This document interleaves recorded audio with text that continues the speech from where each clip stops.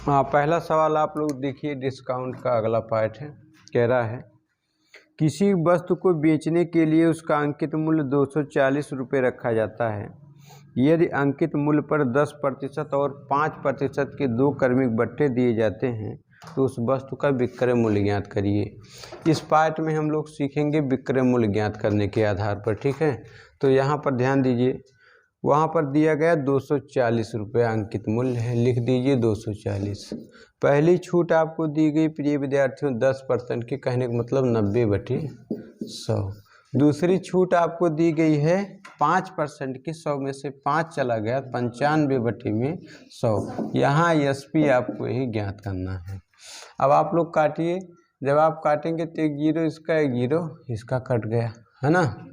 अब 1 जीरो इसका, 1 zero 90 cut गया, ठीक।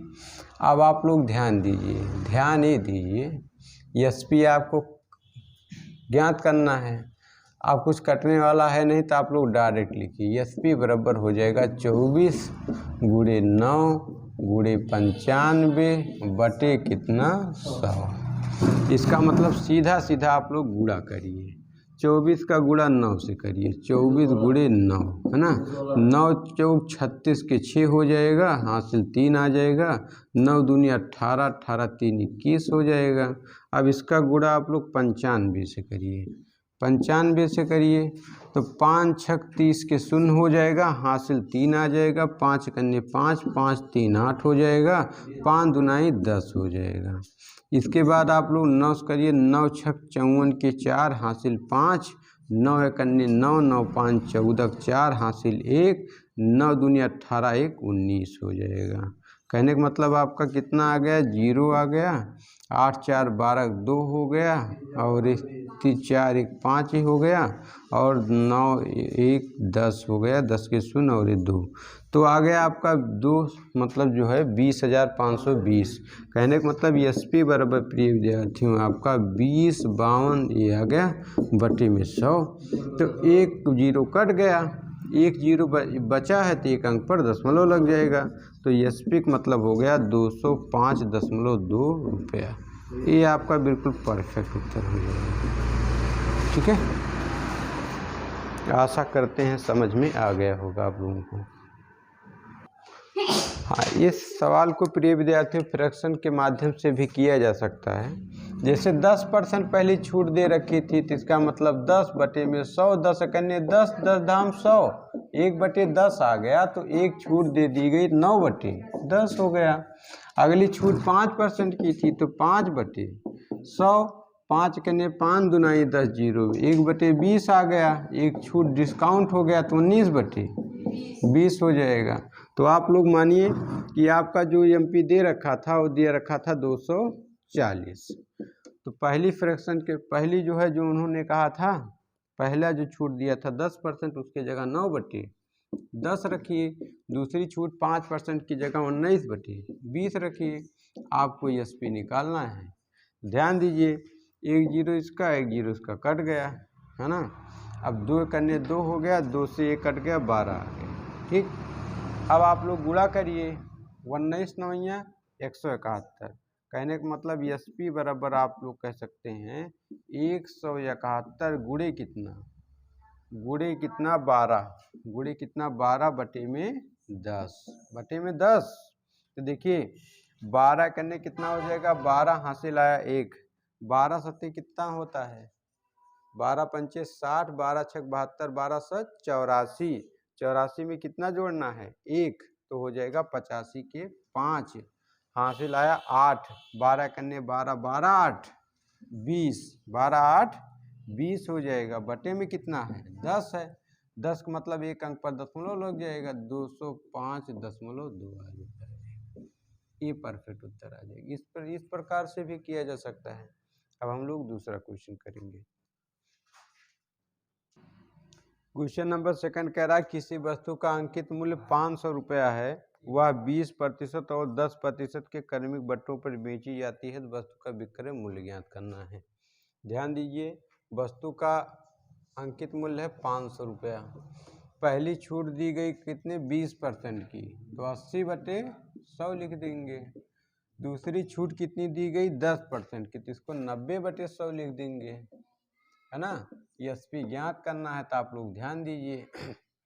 500 करने 100, 100 पंचे 500। इसके बाद 2 जीरो इसका कट गया, 2 जीरो इसका कट गया, अब नीचे कुछ बचा ही नहीं, है ना।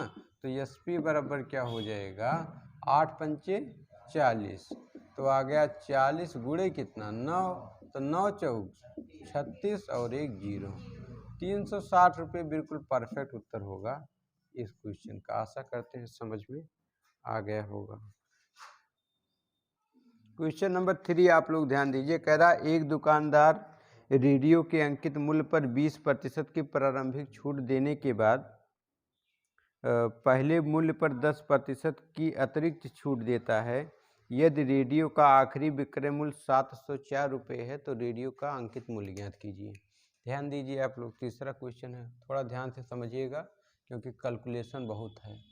तो यहाँ पर प्रिय विद्यार्थियों अंकित मूल्य जो है आप मान लेंगे 1 रुपया। पहली छूट इस पर दी गई कितने की, 20% की, कहने का मतलब 80 बटे में कितना हो जाएगा, 100 हो जाएगा। अगली छूट दी गई इसमें 12% की, तो 100 में से 12 चला गया तो 88 बटे में 100 बराबर इस वस्तु को बेचा गया 704 रुपये में। अब आप लोग काटिए, जब इसको हम काटेंगे तो 1 जीरो इसका कट गया। अब आप लोग इसको काटिए, जैसे मैं अगर काटूं,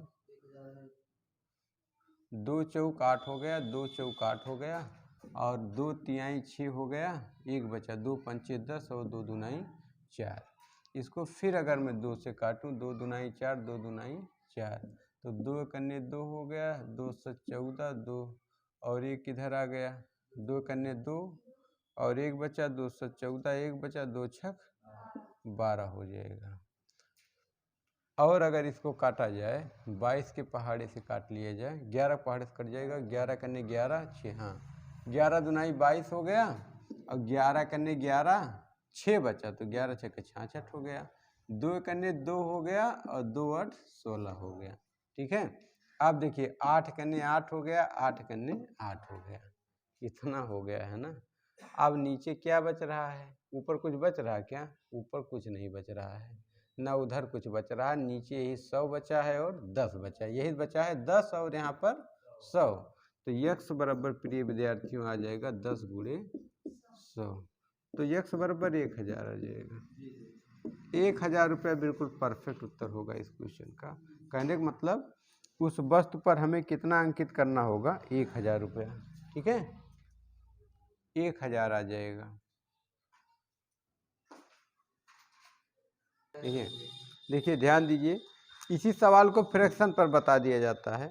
मान लिया अंकित मूल्य 100 रुपया है, तो पहली छूट दे रखी है आपकी कितने, 20% की, तो 20% का मतलब होता है कितना, 20 बटे में 100, 20 करने 20 पंचे 100, 1 बटे 5, 1 घट गया तो 1 रुपया डिस्काउंट, तो इसको मैं लिख सकता हूँ 4 बटे 5।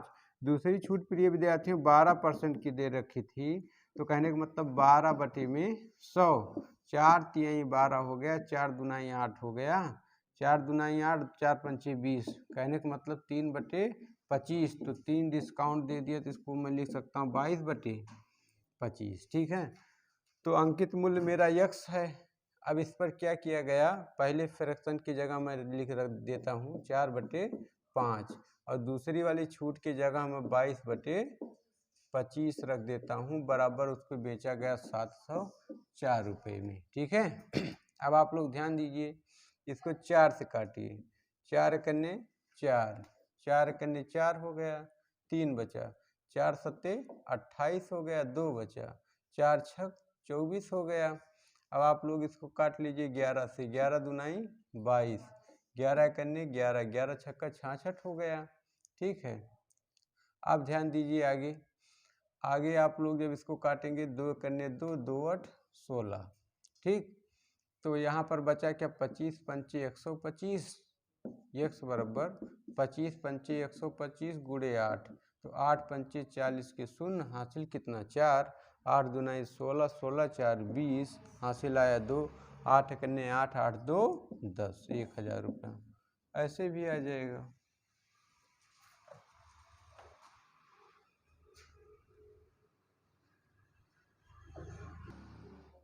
तो आशा करते हैं सवाल आप लोगों को समझ में आ गया होगा। तो अब हम लोग समतुल्य बट्टा पढ़ेंगे, जिसको एकल बट्टा कहा जाता है, अगले पार्ट में। धन्यवाद।